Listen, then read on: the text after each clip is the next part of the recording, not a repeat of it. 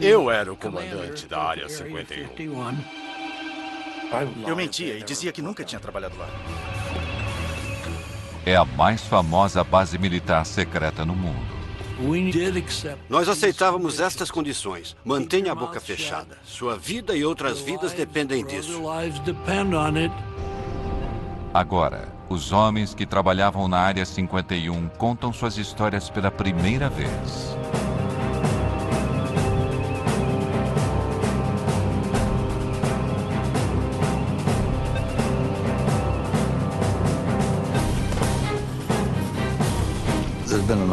Houve uma grande quantidade de informações erradas, alimentadas pela curiosidade natural das pessoas.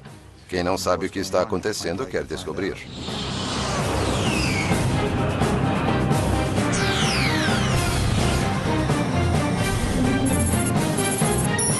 Os mistérios da Área 51.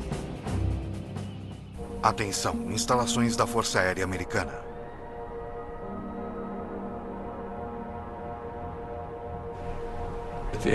A CIA nunca admitiu e nunca irá admitir que existiu uma Área 51. Ponto final. Criada pela CIA em 1955 para desenvolver e testar os projetos militares mais secretos dos Estados Unidos, a Área 51 recebeu o nome de uma coordenada em um mapa.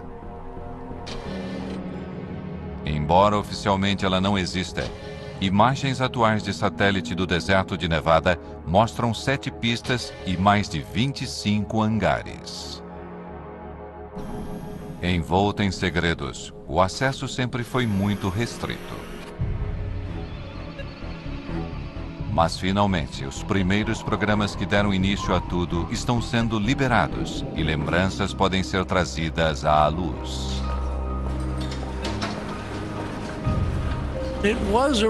Era uma verdadeira Guerra Fria. Havia bombas nucleares destinadas a todas as grandes cidades. E era como se fossem duas pessoas. Quem vai dar o primeiro soco? Muitas vezes, a democracia tem de dar lugar ao controle rigoroso dos militares para que se possa realizar algo que permita que seu país sobreviva. E era assim que todos pensávamos, imagino.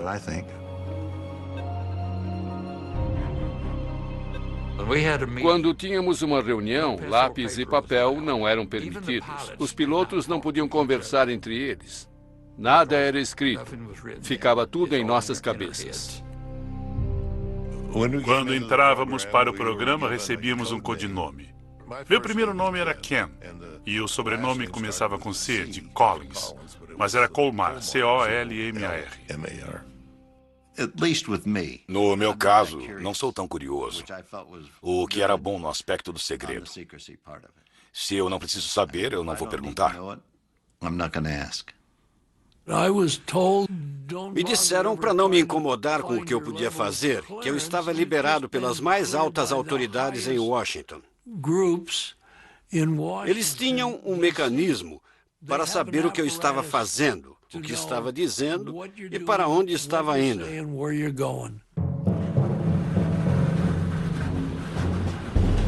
A base foi construída em torno de um lago seco conhecido como Lago Groom. O lugar oferecia vantagens óbvias. Precisávamos de um bom lugar para pousar, onde pudéssemos pousar de qualquer direção, dependendo de onde o vento viesse, e um lago circular servia a esse propósito. Também era protegido por montanhas em torno dele, assim não era muito visível. Liso como vidro. Era inacreditável. Eu podia ir de carro na velocidade máxima e não sentia nenhum solavanco. Era fantástico. O Lago Groom era muito amplo.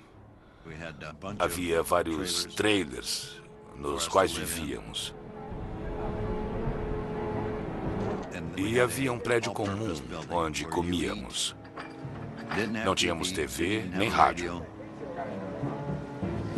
Eu não tinha nenhuma mulher. Houve uma mulher que cuidava das finanças da companhia e foi lá e passou uma noite. Foi a única de que ouvi falar. O primeiro nome dado ao lugar foi Rancho Paraíso. Eles achavam que isso ia suavizar o impacto da austeridade. Foi uma tentativa de convencer as pessoas de que não era tão ruim quanto parecia.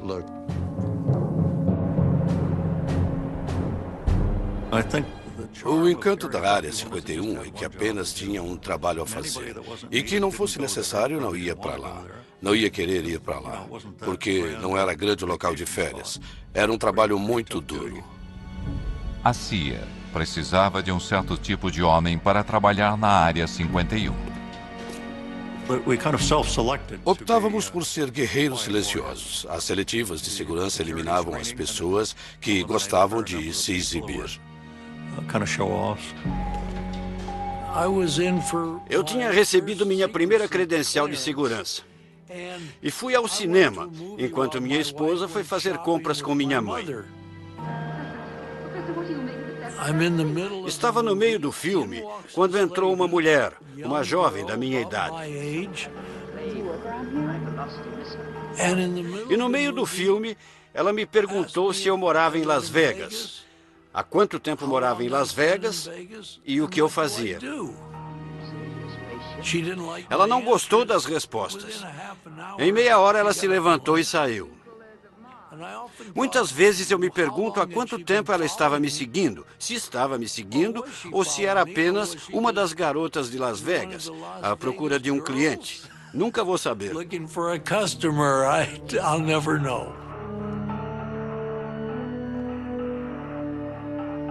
Não nos disseram o que ia ser. Não tínhamos ideia. Diziam apenas que era extremamente sensível e que não devíamos comentar com ninguém. As entrevistas eram realizadas em quartos de hotel. Um sujeito tinha passado em tudo. Então lhe disseram, temos um projeto secreto no Oeste. Queremos que trabalhe nele. Está interessado? Ele disse, tenho que conversar com a minha mulher. E eles disseram, tudo bem, faça isso. Ele voltou ao quarto do hotel. Eles tinham ido embora, fizeram as malas e saíram. Ele nunca mais os viu. O fato de ele ter que perguntar à esposa se podia ou não trabalhar no projeto acabou com suas chances.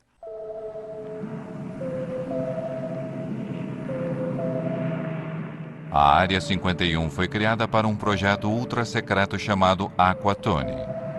Em 1955, homens da CIA, da Força Aérea e de uma divisão secreta da Lockheed vieram ao Rancho Paraíso para começar a trabalhar.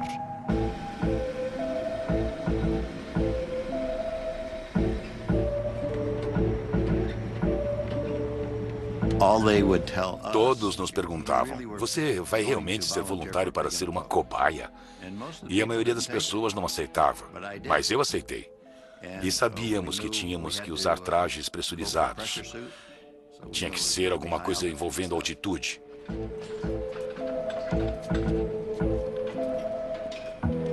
O sangue ferve acima de 15 mil metros sem pressurização. Então, se você perder a pressurização acima dessa altitude, o traje salva sua vida.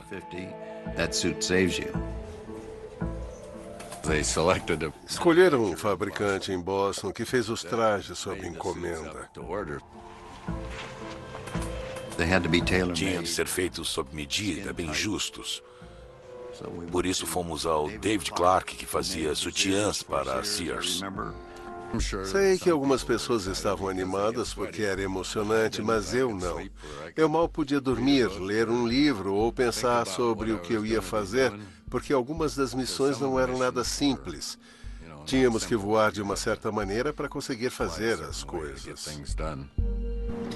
Cada quilo extra, até mesmo as rodas, podiam limitar a capacidade do U-2 de voar alto.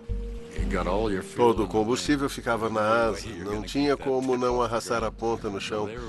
Então as rodas mantinham as asas levantadas e assim que elas tinham sustentação, as rodas caíam e eu já decolava subindo em espiral.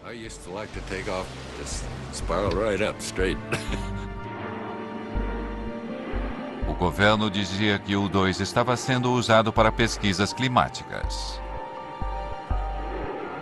Essa era a nossa desculpa, um esquadrão de reconhecimento climático. Se não é um avião convencional, então o que será? O U-2 voava 3 vezes mais alto que aviões regulares e às vezes era visto por civis.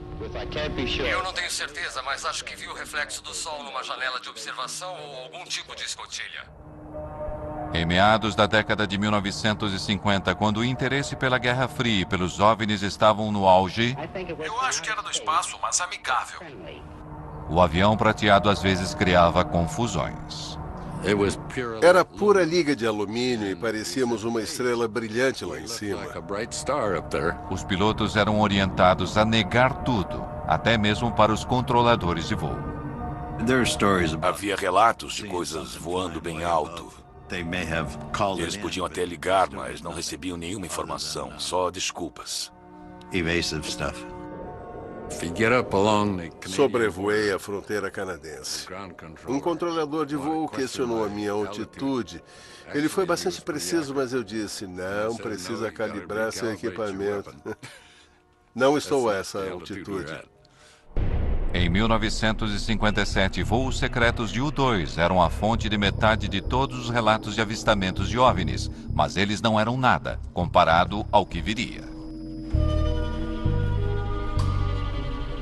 Voltaremos a seguir com Semana Especial.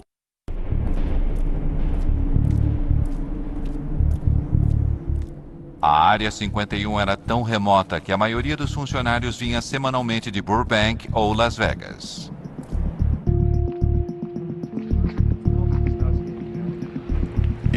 Minha família ainda estava dormindo quando eu acordava. Na segunda de manhã eu tinha que sair cedo para pegar o avião, que geralmente partia às 8 horas.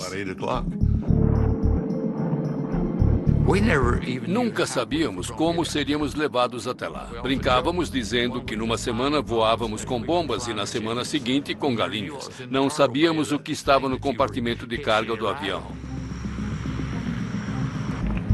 Quando descíamos do avião, passávamos pela segurança e eles conferiam nossos crachás para garantir que éramos as pessoas certas. Faziam isso sempre. Tinha uma segurança muito boa. Jim Friedman se deslocava diariamente. Eu tinha 3 filhos. E na escola sempre se pergunta, o que seu pai faz? Eu dizia que consertava televisores. E a minha esposa ficava tão ocupada na criação dos filhos, em prepará-los para a escola, que ela não se interessava muito. E ela sabia que eu mexia muito com televisores.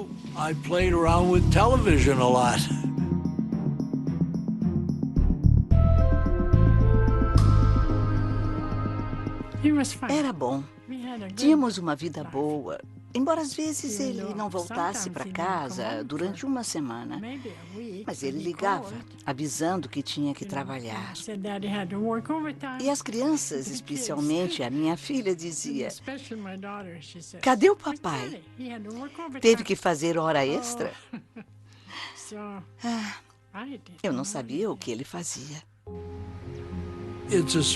Era uma rotina estranha. Eu voltava para casa à noite. Minha mulher perguntava, como foi seu dia hoje? E eu dizia, não foi ruim. Consertei algumas TVs. Quer dizer, ninguém vai falar. Ah, querida, conseguimos detectar a seção transversal do avião mais secreto do mundo nos mínimos detalhes. Tá bom. E o que você fez hoje? Nada. Não podíamos nem tocar no assunto. Vamos encarar a realidade sem pânico. Esta é a nossa realidade. Algum dia, bombas atômicas podem ser lançadas em nossas cidades. A insistência no sigilo total era motivada pela paranoia da Guerra Fria e o temor generalizado de que a União Soviética poderia destruir os Estados Unidos. Um lado desconfiava do outro e o país tinha medo de ser dizimado por um ataque nuclear. Não se confiava em ninguém, nem mesmo nos pilotos de teste da Área 51. Em 1963, o avião de Ken Collins caiu em uma missão de treinamento. Uma semana depois, me perguntaram se eu concordaria em ser hipnotizado. Queriam descobrir se eu não tinha esquecido alguma coisa. Eu concordei. Então eles trouxeram um psiquiatra importante de Boston.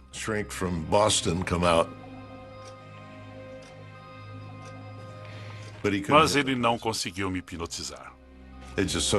Ele ficou sentado falando comigo normalmente e eu continuava sendo como sempre fui. E ele não conseguiu me hipnotizar. Uns dias depois, um cirurgião da Lockheed chamou e perguntou se eu permitiria que me aplicassem pentotal de sódio. Eu disse que sim, e faria sem problemas. Eu disse à minha esposa que estava indo para Lockheed trabalhar. E ela disse, é domingo, você nunca trabalha no domingo. Eu disse que era um dia especial e ela concordou. Às 6 da tarde, eles me levaram para casa e eu ainda estava sob a influência do pentotal de sódio. Eles me puseram na cadeira da sala de estar, se despediram e saíram. Não falaram nada para minha esposa. Tinham levado meu carro, deram a chave. Ela ficou uma fera. Pensou que eu estava bebendo com os caras. Mas no fim concluíram que tudo que eu tinha dito era verdade.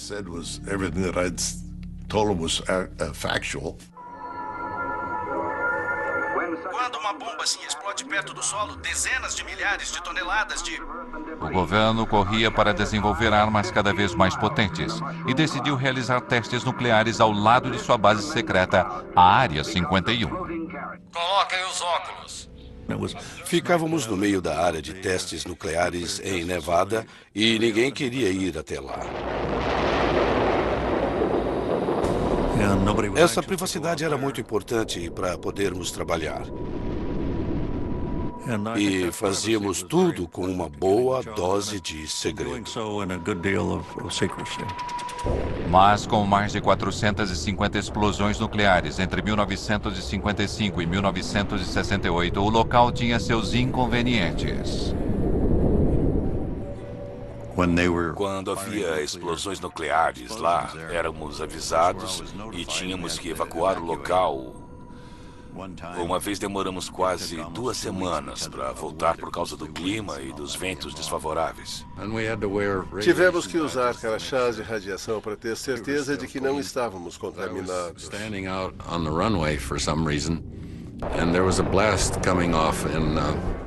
Eu estava na pista de decolagem e houve uma explosão em Yucca Flats. E eu vi ondas no solo vindo na minha direção. O solo subia e descia. Foi uma explosão subterrânea. Era inacreditável ver aqueles círculos no chão.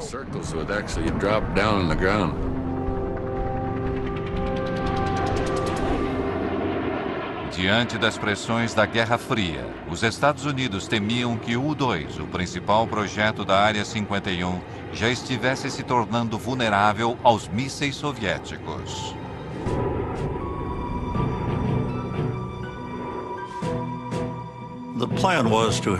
O plano era ter uma aeronave tripulada sucessora do U-2, com menor vulnerabilidade e maior capacidade. Pouquíssimas pessoas na CIA sabiam disso.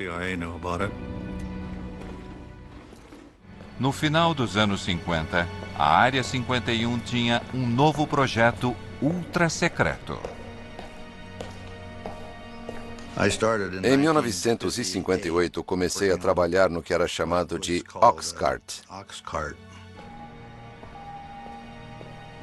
Em 1960, me avisaram que eu tinha sido selecionado para uma espécie de programa de astronauta.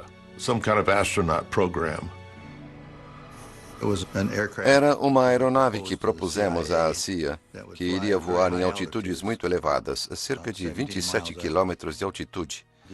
A intenção inicial era voar o mais rápido e o mais alto possível, dificultando ao máximo a detecção de radares. Voávamos tão rápido que, se você estivesse na Califórnia, voando no sentido norte-sul, e fizesse uma curva naquela velocidade e naquela altitude, Não ia continuar no estado da Califórnia. Era tão rápido que você sairia do estado. Durante a Guerra Fria, informações eram tão poderosas quanto armas. O Oxycart deveria ser a grande ferramenta de espionagem americana. O primeiro avião invisível do mundo voaria mais alto e mais rápido que um míssil. Milhares trabalharam no projeto do avião nas instalações da Lockheed em Burbank, na Califórnia.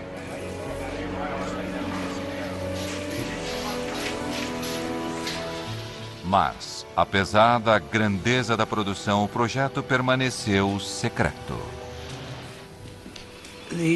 O Oxcart tinha um grau de segurança próprio e era o mais alto possível. A aeronave precisava suportar as temperaturas geradas pelo atrito do ar durante um voo através da atmosfera a 3.200 km por hora. O Oxcart tinha 93% de titânio, um material que nunca tinha sido usado num avião. Para conseguir o titânio, era preciso fazer um acordo com a União Soviética. A forma como a CIA trouxe esse material da Rússia, pelo que sei, até hoje é segredo. Não sei como fizeram isso, não sei quem fez. Mas recebemos o titânio de que precisávamos.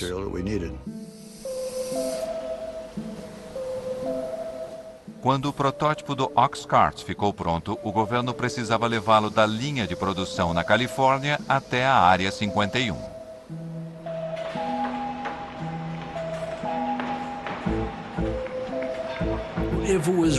Se fosse redondo, iam colocá-lo numa caixa quadrada.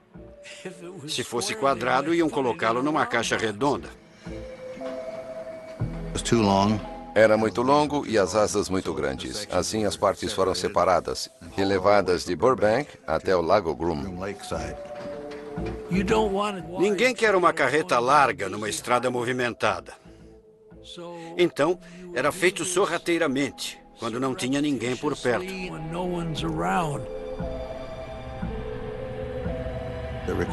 Foi preciso ajuda da Polícia Rodoviária da Califórnia, de Nevada, da CIA e de muito mais gente. O caminho teve de ser limpo, tiveram de cortar as árvores, retirar tudo das laterais da rodovia para as caixas poderem passar.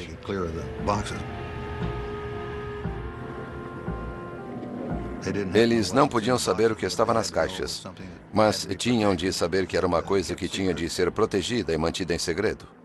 Foi uma operação bem grande para levá-lo até o Lago Groom.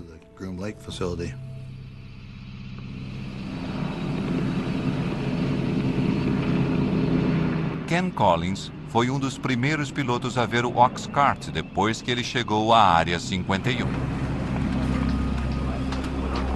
Eu fui até lá. O oficial de operações estava lá e me perguntou se eu gostaria de ver o que ia pilotar. Eu disse, claro. Fomos ao hangar e as janelas no topo eram o único lugar de onde vinha alguma luz. Nas sombras eu vi aquele lindo avião. Era incrível.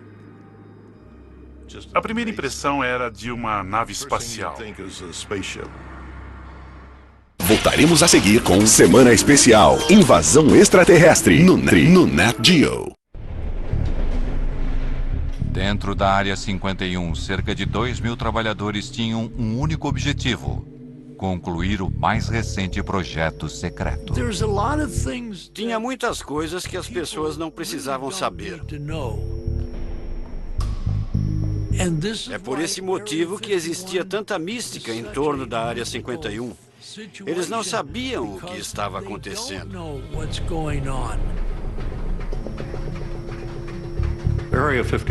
A Área 51 só tinha um propósito: desenvolver o Oxcart e colocá-lo em operação no exterior. As informações sobre o Oxcart permaneceram confidenciais durante décadas. Seu sucessor, o icônico SR-71 Blackbird, é muito mais conhecido. Mas atualmente, detalhes sobre o Oxcart finalmente estão sendo revelados.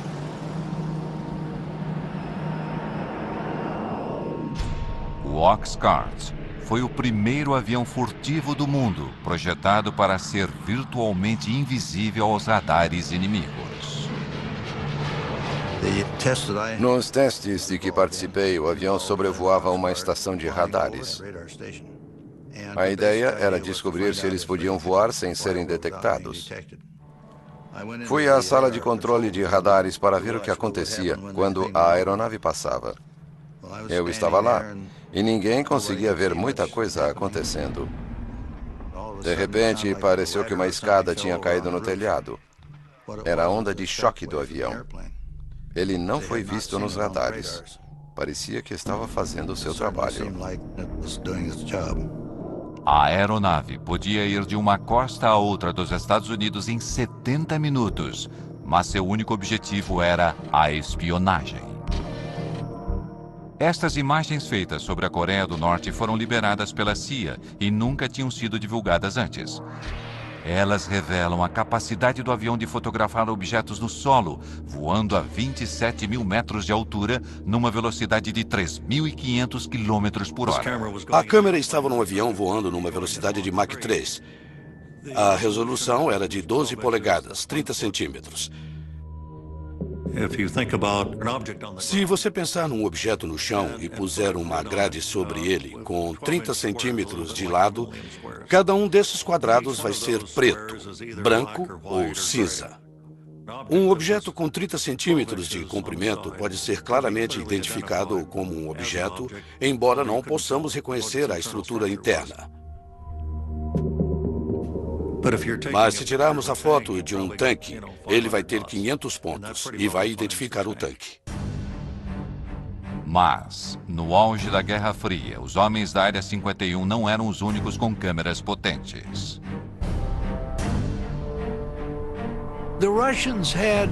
Os russos tinham de 4 a 6 do que chamávamos de latas de cinzas.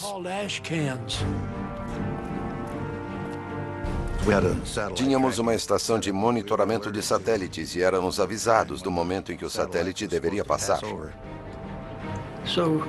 Quando se aproximavam da nossa região, fechávamos tudo. Tínhamos galpões de emergência. Se um avião estivesse a céu aberto, quando o satélite estivesse se aproximando, era rapidamente levado para esses edifícios. Mas, às vezes, um modelo do Oxcart era colocado sobre um pilar para que suas propriedades furtivas pudessem ser testadas. E com os soviéticos espionando do alto, isso representava um problema. Era muito difícil disfarçar um avião em cima de um poste quando o satélite passava. O pessoal da segurança não queria que eles vissem. Não tínhamos outra opção a não ser tirar a maquete de lá e colocá-la no hangar. E depois colocá-la de volta no lugar.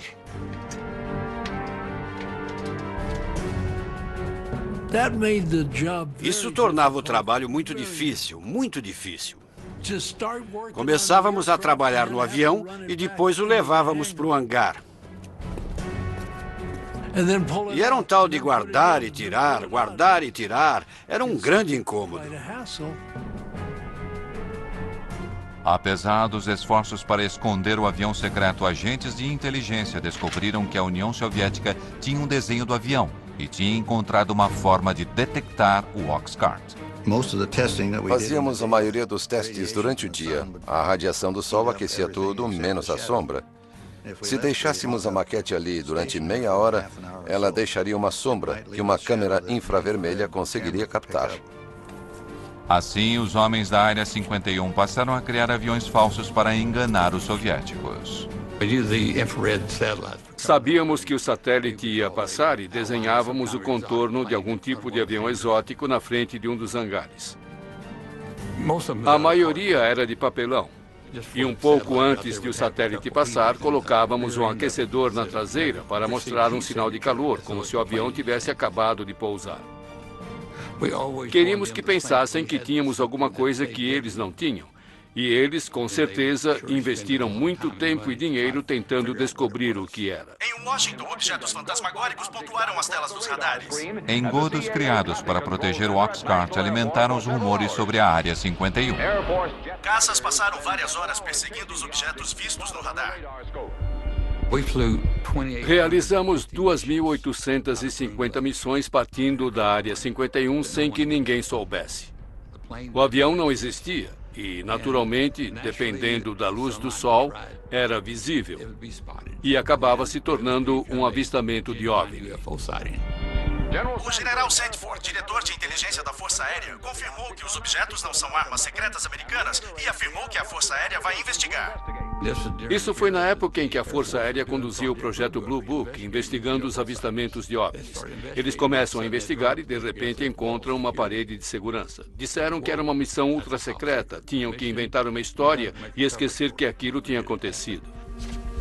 Recebemos e analisamos entre 1.000 e 2.000 relatórios. Assim, os pobres coitados do projeto Blue Book tiveram que inventar uma história para explicar os avistamentos. Com todo respeito à Força Aérea, acredito que alguns deles sejam de origem interplanetária. Os controladores de tráfego aéreo tiveram de ser alertados para não relatarem algo se movendo tão rápido no espaço aéreo americano para não alarmar as pessoas. Os pilotos comerciais criavam problemas. Eles viam a aeronave subindo, chegando a 24 mil metros. E os aviões comerciais estavam a 12. E eles entravam em contato com o solo e falavam feito desesperados. Mas eles viam. E os passageiros viam. O FBI ia até o aeroporto em que pousavam e os faziam assinar um documento para não revelar o que tinham acabado de ver. Mas acontecia um desastre na Área 51. A máquina de acobertamento era acionada.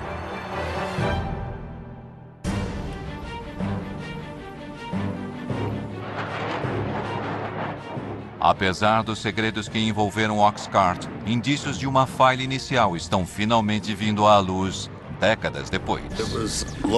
Era um teste subsônico de motores em baixa altitude. Tive problemas para acelerar até Mach 3. Voei para o norte da área, subi para 7.600 metros, virei para o sul e comecei a entrar nas nuvens. Alguma coisa não estava certa. O avião embicou, ficou invertido e entrou em espiral. Não dava para recuperar.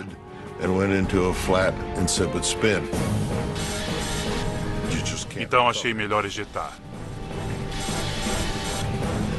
Foi o que eu fiz. Ejetei para baixo porque eu estava de cabeça para baixo.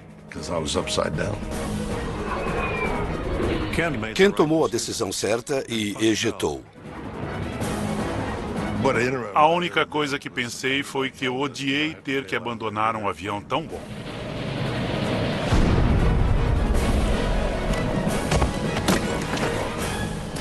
Ele desceu em algum lugar perto de Wendover, Utah.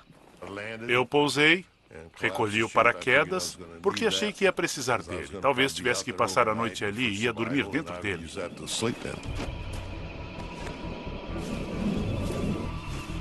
Minha lista de checagem tinha se espalhado.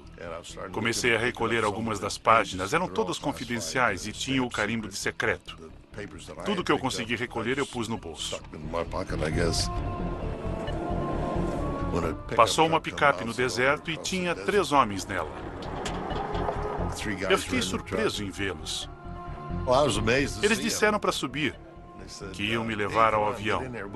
Eu disse, não, é um F-105. Essa era a história que contávamos. Eu disse, tem uma arma nuclear a bordo. Eles disseram, é melhor você subir, vamos embora, não vamos ficar. Então entrei na frente com eles. Ficamos em 4 pessoas lá dentro.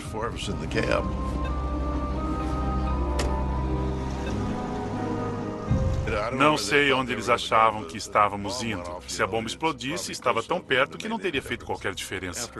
Depois da história que Collins contou, eles não estavam muito ansiosos para ir até o local da queda.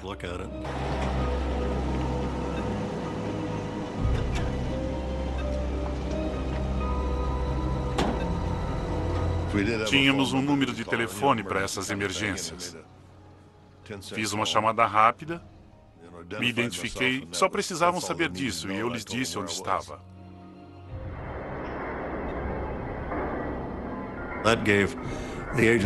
Isso deu à agência 2 dias para recolher tudo e limpar a bagunça. Do contrário, teria sido uma verdadeira festa.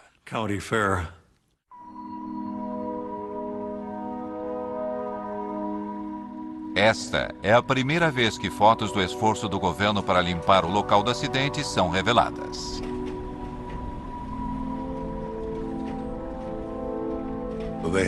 Dois homens do nosso pessoal de sobrevivência que faziam parte da equipe de segurança, mais tarde voltaram lá a cavalo e vasculharam todo o lugar para ver se alguma coisa confidencial tinha ficado para trás.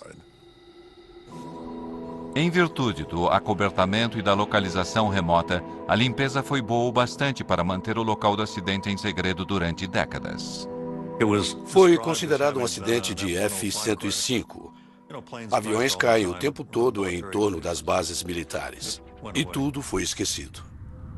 50 anos depois, o historiador aeroespacial Peter Merlin encontrou o local do acidente que o governo tentou apagar da história. Agora estamos de fato no campo de destroços. Durante o processo de limpeza do local, as peças maiores foram cortadas com maçaricos e levadas para a Área 51 num avião de carga. Ele examinou o deserto durante anos, usando informações de documentos liberados. Este memorando secreto foi liberado pela CIA. Ele diz: todos os vestígios de 123 foram retirados do local do acidente. Minha experiência com locais de acidentes diz que sempre resta alguma coisa. Esta peça aqui faz parte da estrutura da asa. O A é de A12, W indica a asa, e 667 era o número do desenho. Isto é do interior da cabine, é o selo de inspeção.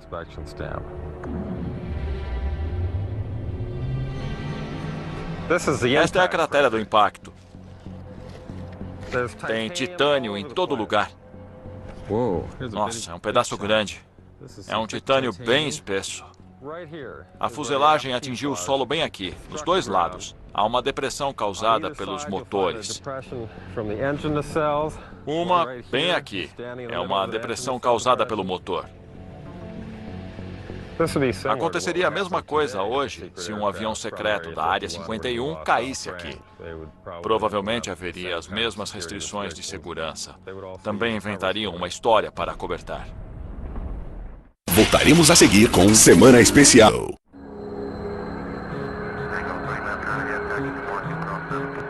Aeroporto McCarran, Las Vegas. Dias de hoje. Um hangar particular para jatos não identificados.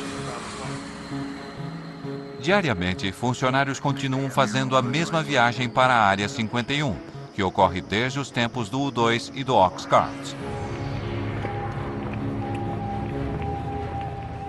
Esses primeiros programas tornaram a Área 51 um lar permanente para projetos secretos americanos. Se você procurar nos registros, nunca houve um voo sequer no Lago Groom. Nada era o que parecia ser. Voo 963, liberado para decolar. E o mistério continua até hoje. O orçamento militar anual para projetos secretos militares é de 41 bilhões de euros. O nível mais alto na história dos Estados Unidos. Mas nem mesmo aqueles que já sacrificaram tanto pela Área 51 conhecem os segredos. Gostaria de saber o que estão fazendo, mas não sei. Ouvi falar até que a Área 51 serve de acobertamento para uma área muito mais secreta. Eu não sei. Também não posso confirmar isso. Não tenho ideia. Gostaria de saber. O sigilo e os acobertamentos continuam alimentando os rumores. Há muitas situações que as pessoas não podem saber que não são verdadeiras. Por isso existe uma grande quantidade de informações falsas alimentadas pela curiosidade natural das pessoas. Se você não sabe o que está acontecendo, quer descobrir.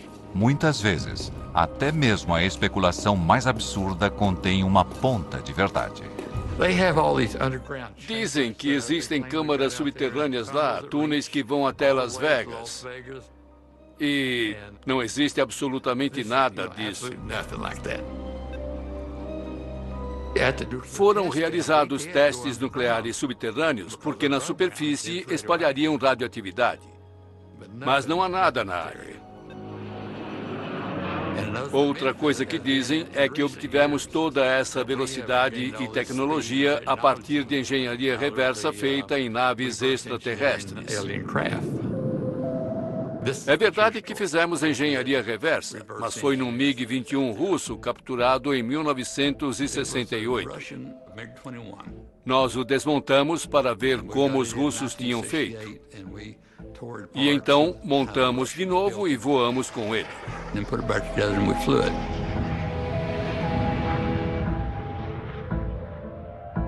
Até mesmo a teoria da conspiração de que o governo encenou o pouso na Lua na Área 51 tem um certo fundamento. Na área de testes atômicos, testamos o veículo que enviamos para a Lua. Testamos todos os sistemas de suporte de vida. Os astronautas foram treinados nas crateras das bombas atômicas. Daí surgiram essas histórias malucas.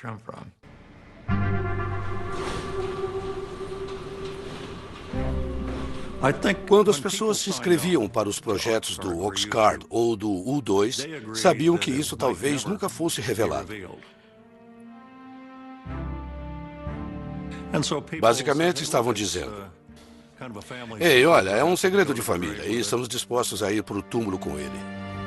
Foi uma honra muito grande ter um trabalho com tanta confiança depositada em mim, em nome do país.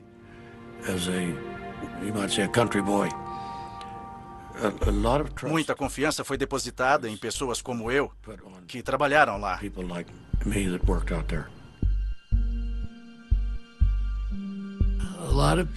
Muitas pessoas dedicaram suas vidas.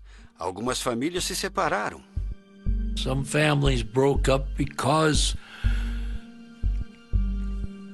Porque a esposa não sabia se o marido ia voltar para casa à noite. Não era apenas um emprego.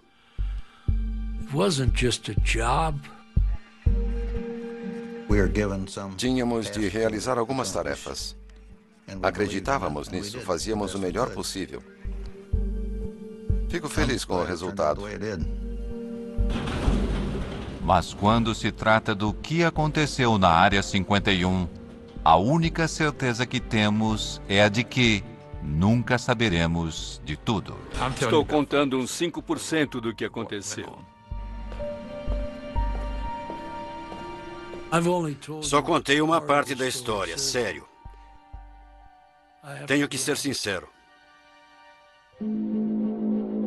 Versão Marshmallow São Paulo.